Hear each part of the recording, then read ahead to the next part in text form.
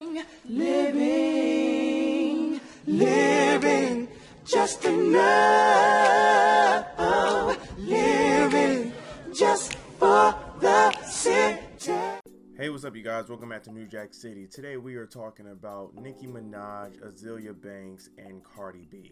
Now, this is going to be a very lengthy video because Azealia Banks, whenever she has to say something, she got a lot to say. So, with that being said, if you guys don't want to hear, my full in depth and you just want to get straight to the news, you guys can go check out the shorts. I'm going to be making a short video on this as well. So, having that being said, this is what she said.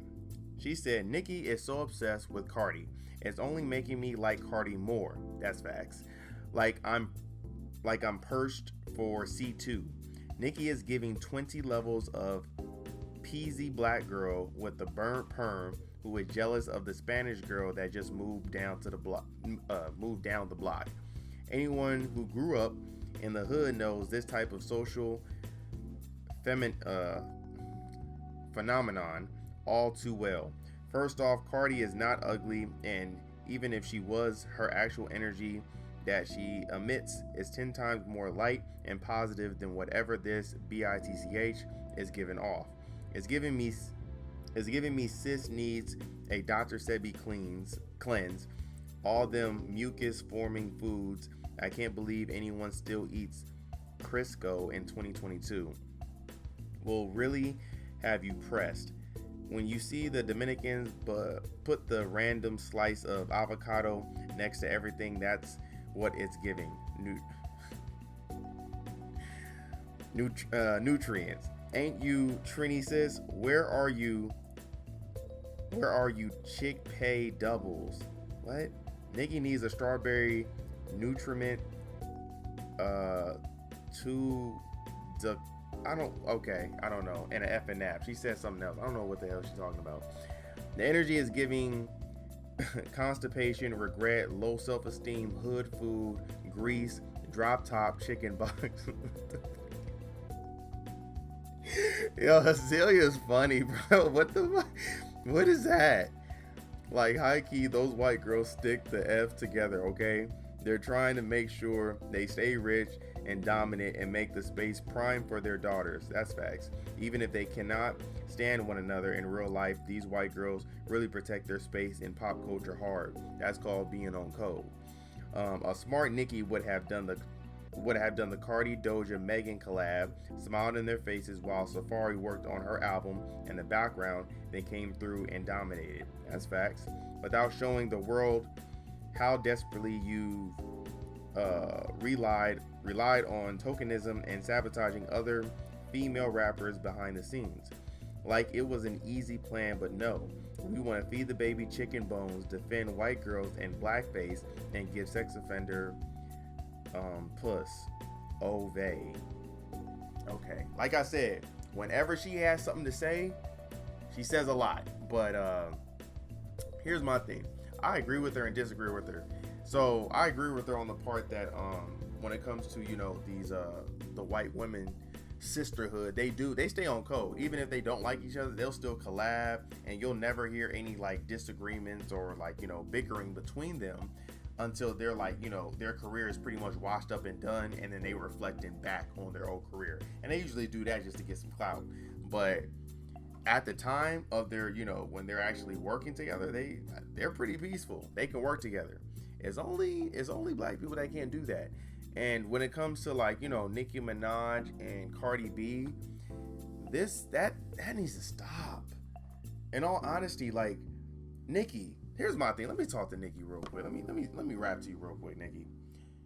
You are a legend, and you going back and forth with Cardi B over like petty stuff, basically, because honestly, I believe that Nicki Minaj is kind of jealous of Cardi B because Cardi B is in the limelight. She ain't dropped the album. Her first album was pretty good, but it doesn't hold like it doesn't have a status of a Nicki Minaj albums and or career. And I think that she doesn't like Cardi B because she's more relatable. She's cute. She's still a little bit more younger, and people follow her more than they follow Nicki Minaj. But the thing is, when it comes to you, Nicki, and it comes to Cardi, I don't even know Cardi, and every time I see her, she just seemed like literally like the homegirl. She's very relatable. She's very, you know, her energy that she gives off, like Azealia Banks said, she's right about that. The energy that she gives off is like very welcoming and very like, you know, like down to earth. And she seemed like she's just very like likable and just very relatable. Like if she wasn't Cardi B, she would still be Cardi B, if that makes sense. Like her being Cardi B right now and famous just amplify who she is. And I think that's what, you know, stardom does to people. It just amplifies who you are. So Nicki Minaj, you being the woman that you are, you know, kind of snobby, bickering at people, always, you know, sending shots, you know, also, you know, messing up people's bags because you don't like them in the industry and stuff like that. It's just fame just amplifies who you are, and most people don't like that. So, you know, if you want the same you know, attention that Cardi B is getting, then that means you need to change some things in your life and change the way you approach people. Because that's why Cardi B has the fan base, and that's why a lot of people, you know, mess with Cardi B. Me personally, I mean, I like Nicki Minaj. I think she's still cute and stuff like that. But it's like, bro, you gotta chill. Like, no cap.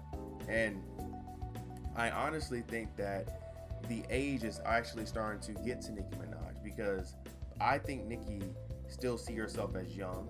I still think Nicki, and she is relatively young. She's not old. She's like, well, she's still like, I think she's in her late 30s or early 40s, one of those. But just, that's not old. So she's still relevant, she's still cute, she's still bad actually, really, for her age, but she tries to compete with these young girls, and it's like, bro, you can't do that. Like, that's out. You was the baddest one when I was in high school. That's a fact. But you're not her no more. You're not a young girl. You're not a Lotto. Lotto took that position. Megan Thee Stallion, they took that position. And very soon, they're going to be in your position real soon, you know, soon, where, you know, they get older in age. But the thing is, the difference between you and them is you're actually, you know, you can rap. They can't. So just take what you got. You're literally known as the GOAT. You literally have, you know, at least one classic album. And I would say a mixtape too, because her mixtape that Nicki Minaj, the first mixtape that she got with the, you know, she a Donk remix, that was, I ain't gonna lie, that was a classic mixtape. But you at least got one classic mixtape, one classic album. Nobody, no girl, you know, and I would say the past 10 except Rhapsody. That's the only one. But other than her, there's no one really that got like a classic album like that, to be 100, if we just keeping it real. I mean, Young M.A., I mean, she close, but listen, man, just take your flowers, Nicki, and stop trying to compete with people, bro. Azealia Banks definitely said a lot of facts in that, but Azealia Banks, like, you know, there's a saying that says, right message, wrong messenger.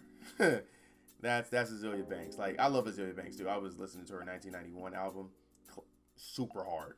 I was about to call it classic. Not a classic, but very hard. But she's just too damn confrontational and controversial. Like, it's like, bro, you need to chill as well.